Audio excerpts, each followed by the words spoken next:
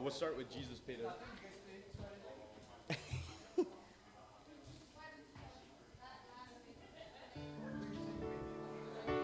Yeah, there's something. There's something that's feeding back. Levi, you want to turn blue mic down just a little bit? Just a little bit, not too much.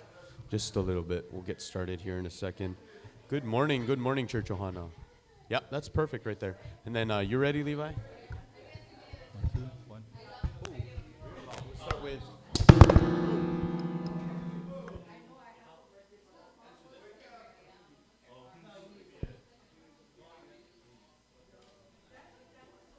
Good morning, everyone. We'll start with Jesus paid it all. Boys and squirrels. All you, Levi. All right. That's page number 3. Jesus paid it all. Let's stand up and sing page 3. Jesus paid it all. Good morning, Church Ohana.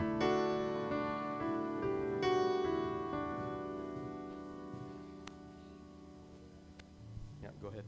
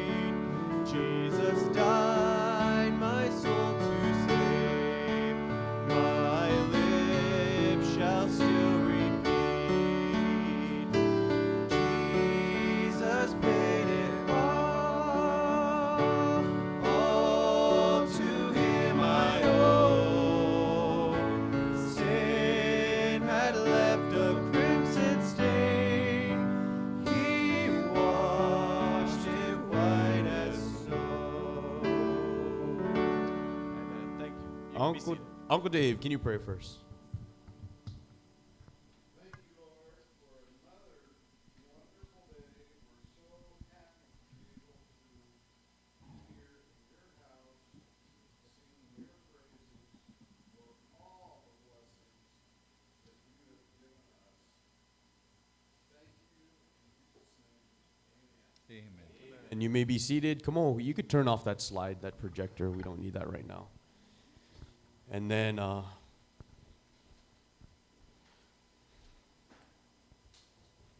one off.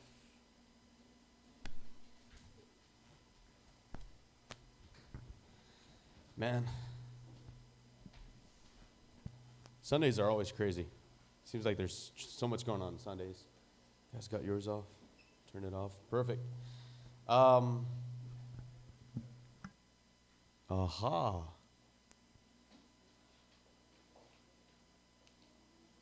Isn't that awesome having Brother Levi lead music? I don't know about you. It's nice for me. It relieves me a whole lot. You don't have to hear my voice as much. But just a couple things I wanted to say before we move further along with the service, we're going to go into Bible study in a second, but wanted to lift up Uncle Sam. I guess his last name is Gomes too, yeah? Sam Gomes, I never asked. But that's Uncle Daniel's brother. He's in the hospital. He's had a lot of complications, so let's just keep that in prayer. And there's going to be a few changes throughout the service. Not bad things. We're trying to maximize our time. We're trying to do some things to where things flow a little smoother. There's always problem with sound and different things, but I'm trying to get Kamoho to be the guy, the sound guy, and we're working on a lot of things, Brother Levi and I, throughout the week. So just keep those things in prayer. Let's keep our nation in prayer, guys. We need a lot of prayer as far as direction. Here's a quote that I heard not too long ago. Brother Matt Marshall said it, but he said, "We don't know if we will have a better year." I had a pretty good year, 2020. Just talking about 2020. Me and Uncle Ron, we were talking about that. God really blessed our year, but he said this, we don't know if we're going to have a better year, but God's been better than we thought. Amen? How many of you have eaten this morning? Raise your hand. How many of you have a place to stay and clothes and a bed? Amen. So that in itself, the Lord says, if you have that, you have every right to be content. That should make you happy. That should make you pleased. So I'm grateful to say that. Here's the next thing. If you see Brother Jake, we have a visitor with us from Oklahoma, right, Brother Jake? Oakland, California. Wrong places. Sorry, I met him on the fly, but we'll talk some story later on, Brother Jake. Shake his hand, say hi to him. And then we have Brother Shannon Bush. You'll see him a little bit. He's in the back. If you don't have any notes for today's Sunday school, raise your hand. Everybody got notes? Okay. Everybody got a bulletin? Flip your bulletin to the back, and you'll see in the back of the bulletin there's a devotional. I want to encourage you to, those are not the one, Levi. There's Shannon. You have the bulletins. I mean the notes. Give everyone one of those notes. Go around, give everyone one of those notes. But in the bulletin, in the back of the bulletins, there's a devotional. You don't have to read them today, but keep that with you so that during the week, if you want to be encouraged, there's some good stuff right there. And all right, Uncle Ron is coming up. I want him to, I talked to him about speaking about finances, and he'll be speaking about other stuff in the next coming weeks. But there's a reason to it. There's a method to my madness. And the reason why is the United States, listen to this stat, the U.S. spends more on education than any other nation in the world. Okay, guys, listen to this one. The U.S. spends more money on education than any other nation in the world. But of all the industrial countries, there's 27 industrial countries. Of all of those countries, the U.S. is ranked 24th. Of 27, 24th. So there is a disconnect in education. And there's a problem in education. And one of the saddest things is, how many of you have graduated high school? How many went through high school and they showed you how to balance a checkbook or write a check? You know, it's right. Maybe the old timers, but it's not a common thing anymore, but it's one of the most common things that you're going to do on a day-to-day basis. And education has gone away from those things. And so I looked at Uncle Ron. He looked at me. I said, Uncle Ron, let's do something about that. And Uncle Ron, you come up, and he'll be teaching on basic finances today. So today's lesson is going to be on, here's a big one, guys, controlling your debt. Debt. Controlling your debt. So he's going to be teaching on that this morning. All right, Uncle Ron. And you kids, we're going to go into the other classroom.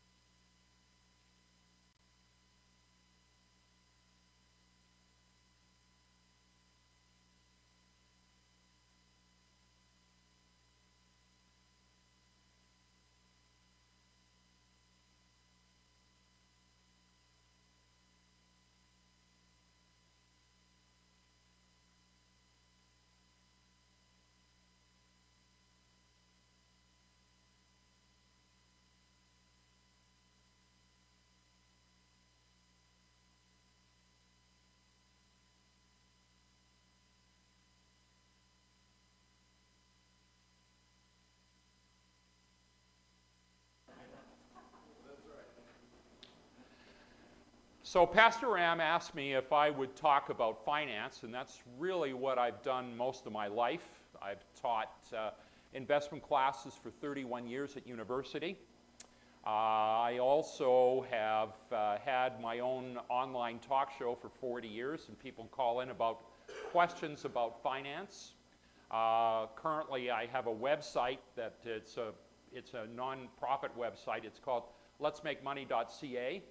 And so if you want to learn more about investing, finance, budgeting, we cover all those things there. And there's you don't have to sign in. There's like I say, it's just a free service that a friend of mine and I have put up. We've got a website that we've had the last couple of years, and we've just been putting up things because, as Pastor Ram said, there's a real dearth in financial knowledge. I used to go in to classes in high school, and you could give kids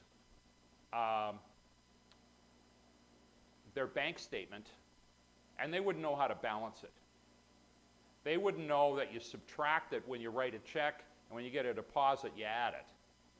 That's how bad it typically is. So kids are basically coming out of school illiterate when it comes to finances, and frankly, it doesn't get any better as time goes along because, frankly, there's no fundamental place that you can go to really get education unless you take a continuing education class or something. So there's not a lot of finance. And of course, the last thing you want to do is look at the government for inspiration. It used to be that we thought Santa Claus lived at the North Pole because he'd shower us with free gifts once a year. Well, nowadays, everyone thinks that Santa Claus lives in Washington, D.C. because we're showered with checks all the time. There's a $900 billion transfer payment to people here last month. Now the current administration is talking about stroking a check for $2 trillion, and there's more of it on the way. The only thing that is likely to stop government from printing more money is when they run out of ink. And the problem that none of them talk about is the fact that debt either gets paid back, you default on it, or you go bankrupt, or you print more and more and more and more money, so the value of your money drops. So you can inflate your way out of debt, but all that is it's robbing all of us, because when the value of money drops, your buying power drops. It's as bad as somebody coming with a mask and a gun and stealing it out of your account. Now, we live in an instant gratification society, and government policy is to really spend a lot of money to keep the economy going. And nobody's talking about the consequences of all this, that you eventually have to pay it back. That's just how debt goes. If you lend me money, you expect to be paid back.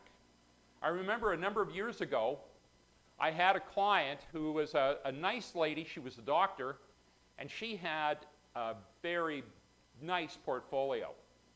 Anyway, she passed away, and I kept getting a call from her kid who lived in California, and the calls kept getting more urgent and more urgent and more urgent. I need my money right now. And I'd go, well, we have a process where you have your account goes into what's called probate, and then you have to get a government certificate. You put an ad in the paper. There's no competing wills. And all this process usually takes anywhere between 90 days to maybe even 6 months. So I tried to explain this, and he says, well, the people I'm dealing with, they don't take those kind of explanations. And I said, well, phone me. So I get a phone call out of the blue, and it was the guy's loan shark. And he was charging 10% interest a month. And so I'm trying to explain this guy, and he said, well, you better get that money here in a hurry, or that guy's knees are going to get broken. And, you know, here again, the guy just literally had himself boxed into a corner because he couldn't control his borrowing habits. Will Rogers has said, too many people spend the money they earn to buy things they don't need to impress people they don't even like. And that's very much the society that we live in today. And so what we want to talk about today is being prudent and making sure that you've got your finances under control, because debt is crippling. You take a look at the American population. Half of the population making less than $50,000 a year, frankly, lives paycheck to paycheck. If you gave them a bill for $200, they do not know where they would get the money from to pay it. In a society as rich as this, that is terrible. And you'd think it would get better the more money people would make. You go to $100,000 worth of family income, and 1 out of 3 families lives paycheck to paycheck. They couldn't handle a $200 bill in excess of what they're making every month. And if you make more than $150,000 per year, and that's a good income, that's a great income for a family, 1 out of 4 lives paycheck to paycheck. People just live beyond their means. And there's a story about a man who went to a park, and it's a true story, and he saw a homeless guy on the bench. He gave him the keys to his car, gave him his watch, gave him his wedding ring, gave him his mortgage, gave him all his ID, and the homeless guy looked at him and said, "Why are you doing this?" And the guy looked at him and said, "This is the first time in my entire life I'm going to be debt-free." So he snagged the homeless guy with all the debt. Now, as rates rise, and that just shows you how crippling debt is, it gets more and more difficult, and people have been put to sleep by the fact that we've got very low interest rates right now. But low interest rates are not going to last forever. And so even at 5%, a $300,000 mortgage over 30 years is going to cost you a total of $600,000. You're going to pay an extra $300,000 in interest on it. Now, if you've got a credit card, and credit cards are where you get buried very quickly. 20% rate on a credit card, which isn't uncommon, means that your debt is going to double every 3.6 years. Now, if you have typically a consumer credit card at one of the department stores, the interest rate is normally higher. It's closer to 30%. And 30% means that your debt doubles every 2.4 years. And if your debt is doubling every 2.4 years, you're in a grave and you're throwing the dirt straight up and it's landing on you. You just cannot grow your income, cut your expenses enough. You've got to curtail what you're doing, because if you don't, your debt will just bury you. Now, it used to be that we'd look to history. And I've gone to the local library here, and I got a book on George Washington, and I read one on Thomas Jefferson recently. And you'd think these guys, they're held up as icons. If you walk the Washington Mall, there's a statue of George Washington on the horse. You've got that memorial that looks for Jefferson with all their sayings about democracy. But these guys retired broke. When Thomas Jefferson died, they put his estate up for auction. At the time, he was in debt by $2 million, which way back at 1800, today it would mean that he died with a debt of close to $200 million. The guy was broke. George Washington was in the same situation. He liked to have all these expensive things from Europe, and of course, back in the early days when manufacturing wasn't as common here in the United States, most of the really luxury items that you get, you bring them over from France or you bring them over from England on a ship. And so you'd send instructions by mail, and they would get you fine china or very fine woodwork or whatever you wanted. That stuff would arrive on a ship. And George Washington was always complaining to the person in London that he'd have to go and borrow money to maintain his lifestyle. So these guys might be democratic icons that helped build the nation, but they were very poor examples of how to manage your money. And that DNA has sort of worked its way down through the political process even today. And of course, I'm not getting into politics here, because whether you're one side of the aisle or the other side of the aisle, that's all they're talking about, is who can write the biggest check. So there's some guidelines that we're going to talk about today that, if you stick within these guidelines, they will help you get your debt under control. Now, there's an individual who said, I need everyone to wish me luck. I have a meeting with my banker today, and if everything goes well, I'll be out of debt by the time I come out. And I'm so excited, I can barely put on my ski mask. So, it's tough getting out of debt unless you decide to rob a bank, but there's other issues involved. But if you follow certain guidelines and you stay within those guidelines, it's amazing how quickly you can get out of debt and stay out of debt. And if you do get out of debt and stay out of debt, the shackles will come off you, because Scripture talks about that if you have a lot of debt, you are a slave. And so to get out of slavery is something that I think every Christian needs to concentrate on doing. Now, there are two types of debt. There's good debt and there's bad debt. Good debt is the debt you borrow, for example, to buy a home. And home prices over time have slowly appreciated, and you can write the interest off on good debt. Good debt is what you borrow to make investments. You're buying a home, if you're buying GICs, if you're investing in your 401k, if you're buying stocks, if you're investing in a business. These are all things that are going to grow over time, and you can write the interest off. That's called good debt. Bad debt buys things that go down in value, and the interest is not tax deductible. And those are things like vacations and travel, those are things like computers, those are things like video games, those are things like brand new stereos, and all the consumer products that you go online and you see. That stuff depreciates. Typically, if you take a video game out of the store, it's probably worth 20 cents on the dollar by the time you get the wrapper off. So you want to invest for things that go up in value that you can borrow for. You don't want to borrow money, especially on credit cards, for consumer items, for whoopee, I'm having a good time items. So there are a number of guidelines which we're going to talk about today, which are warning signs. So it's like putting a thermometer in your mouth. If the thermometer hits 100 degrees, then you probably got a fever. If it hits 104, it's probably time to go down to the Maui hospital. If it hits 107, it's probably time to call your mortician.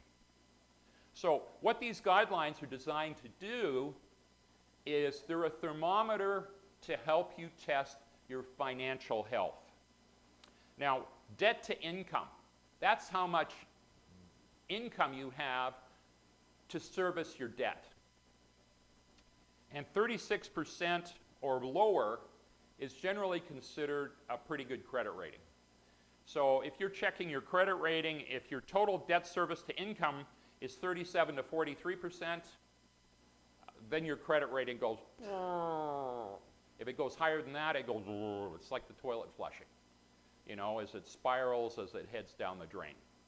So you want to keep your debt low.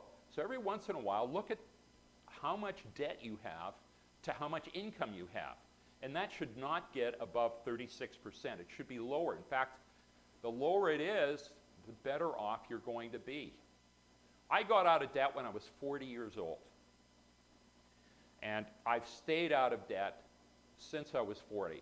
If I can't afford it, I just don't buy it. And that's how it goes. That's how we've always lived, is that when we were starting out, we had far less than all our friends did. Why? Because they would put it on their credit cards. I would have separate bank accounts. I had about 8 of them. And I had a savings account for each different thing.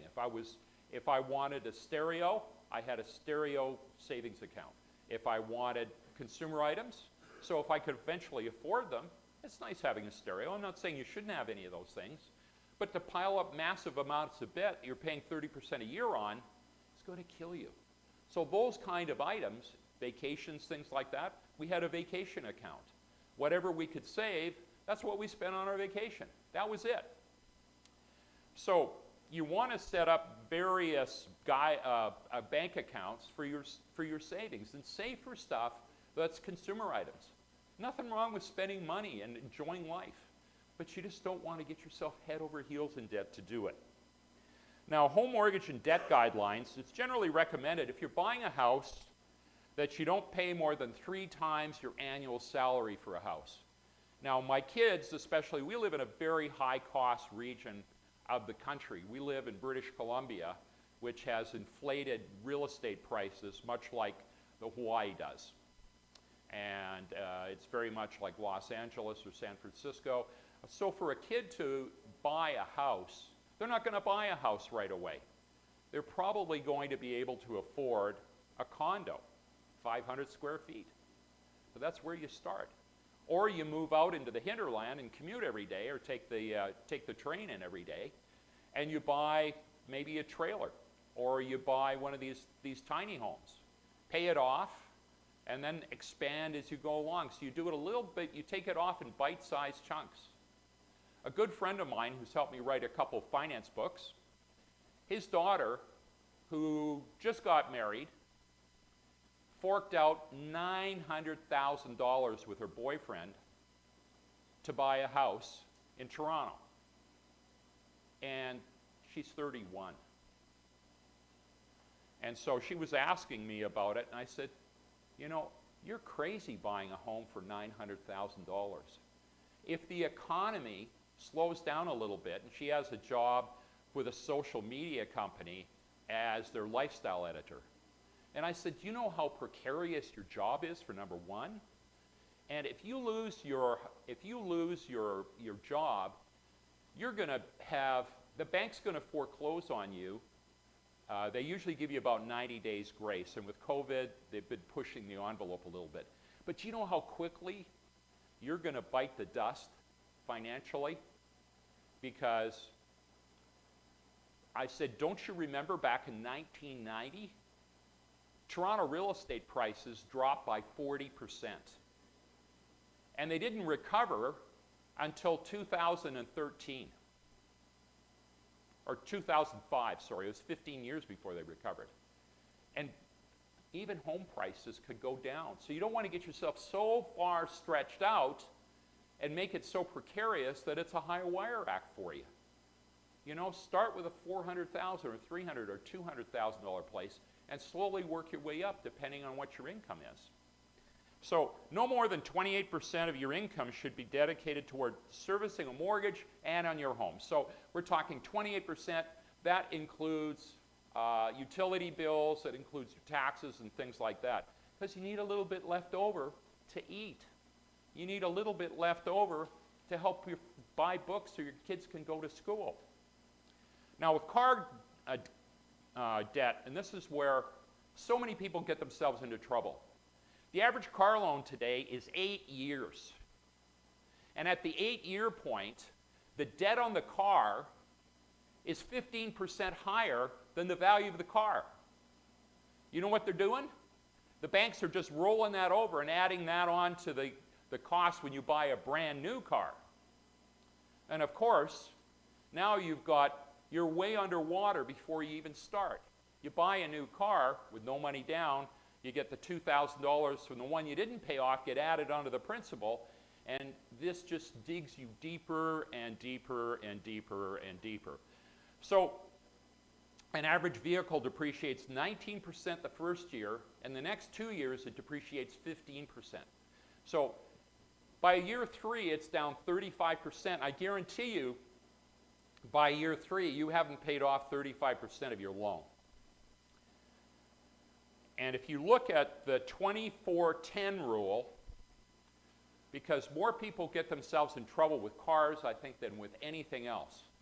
Not so bad with women, but men, it's brutal because we all like to have the biggest, the best iron we can, the big truck in the driveway that's brand new, that We're out there with our hose on Saturday morning with a diaper, rubbing it down, making sure it's nice and bright and shiny.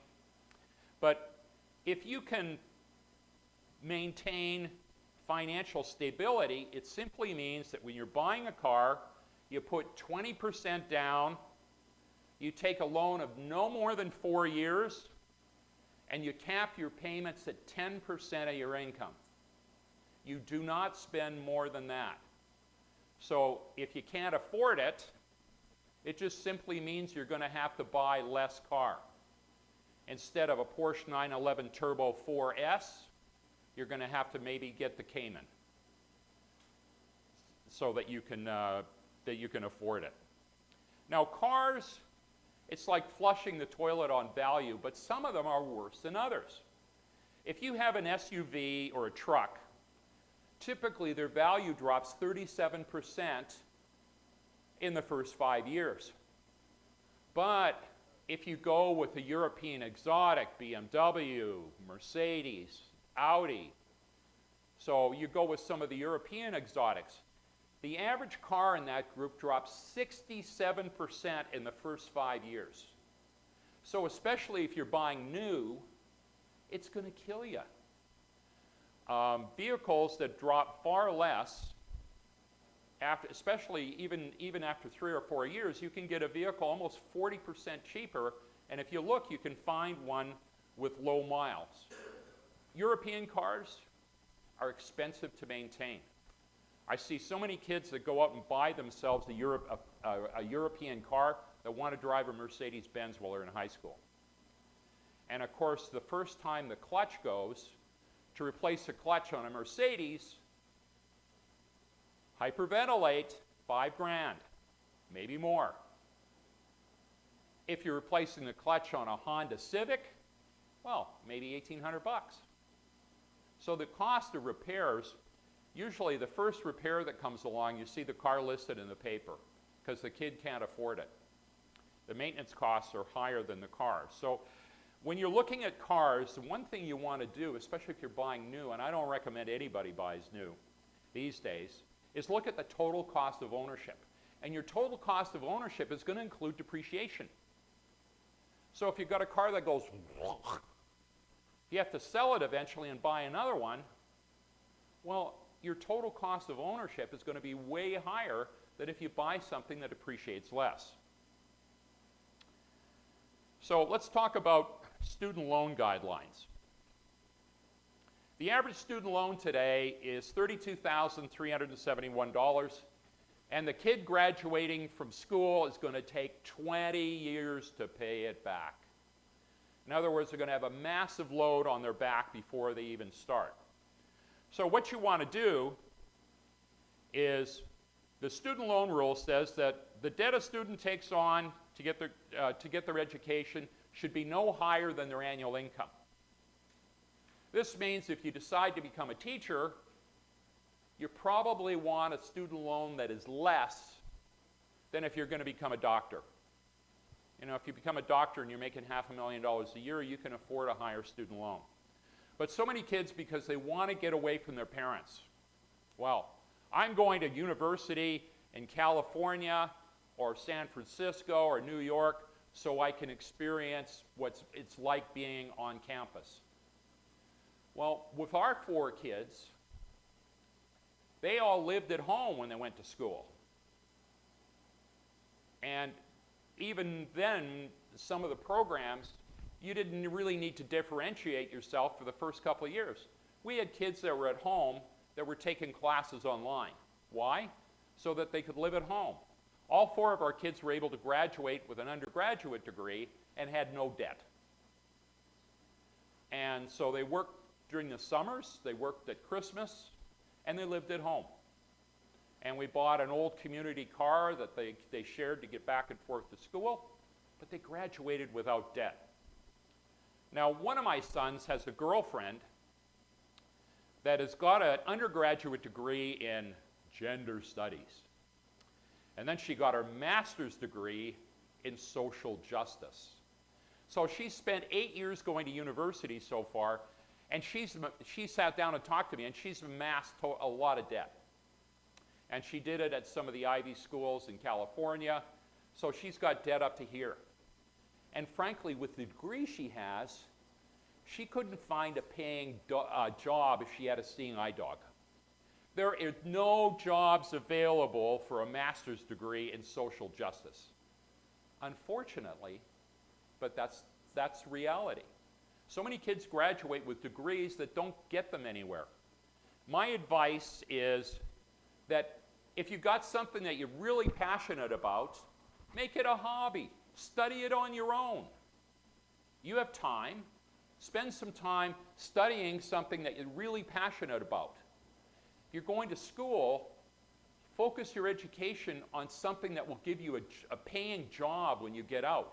Some kind of skill that when you enter the work world, you don't have $100,000 worth of debt and no job prospects.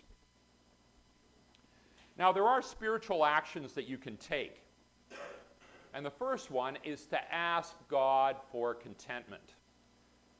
And in 1 Timothy 6:6 it says, "But godliness with contentment is great gain." And I like Hebrews 13:5 because there's a promise here. If you're having we all have problems controlling our desire. We all want things because we're barraged on TV continuously with all the stuff we should be buying. But in Hebrews 13:5 it says, "Let your conversation be without covetousness." In other words, don't spend all your time talking about all the things you want to own. And be content with such things as you have. For he has said, "I will never leave you or forsake you." In other words, God is saying, if you have a problem with this, you want too much stuff, talk to me. I will help you. I will give you the strength to control those urges. I'm not going to forsake you here. He's talking about covetousness. He's not saying, I'm not running out the back door. I know you got a problem.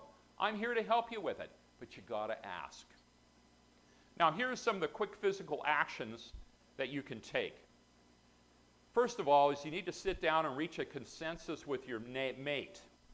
Finances are the number one reason people end up in divorce, by far. It's double what the other problems are that people face in a marriage. So it takes two to tango. You've got to get your mate on the same page as you. So you've got to sit down, even though it's hard, sit down across the table and work out a workable plan that you can both live with. Secondly, if you've got high debt, you've got 30% interest rates on your credit cards, consolidate that debt, go to the bank, get a loan. You might be able to get a loan at 3, 4, 5%, and that's going to save you a lot on interest. Lower the borrowing limits on your credit cards so that you're not tempted to spend them. Two of my boys, that's exactly what they did. They got out of university or they got out of school, and the temptation to keep up with their friends, cars and video games and all these things, was so high that what they had to do was, first of all, they kept one card and they lowered the credit limit on it to $500. Because if you're staying in a hotel these days, you've got to show them a credit card. So credit cards are very, very functional. But they cut the credit limit to $500. Then one of my sons had 4 credit cards. He took 3 of them and took the scissors to them and cut them up. Now, you also want to make sure that if you've got a credit card, look at the interest rate you're paying. There's all kinds of places you can go online and Google, and they'll tell you what the benefits you get with a card and what interest rate you're paying. Find a card that doesn't have a lot of benefits. I mean, if you're getting free vacations and free this and free that, it isn't free. You're paying for it. So if you can get a card with 10 or 11% rate, you're far better off, because all you're doing is you're borrowing to pay for a vacation, which is, my way of thinking, is not the way you want to do it. Now, stay within the mentioned debt limits for the various guidelines that I've given you. My wife and I have always bought secondhand. And the furniture we have in our house, the Four Seasons in Honolulu had a sale. So we got all this fine woodwork, And we got it for about 15 cents on the dollar. Used stuff is used stuff. We buy used cars. We buy most of the things that we own are secondhand or used. And we're not too proud of that because it's allowed us to spend money on other things, like coming to Hawaii and spending our winters with you wonderful people instead of staying in Canada. So it's helped us a lot. Reduce or eliminate your high interest rate credit cards. Pay cash for your daily expenses. And remember, things that go down in value, you pay cash for. If you don't have the money, you don't buy it. Things that go up in value, homes, stocks, bonds, your own business. Yeah, borrow for that stuff because it's going to grow faster and you're going to pay down your loan over time. You're going to have value there and you can write the interest costs off. So surrendering to God sets us spiritually free, but He can also help us be financially free. Thank you.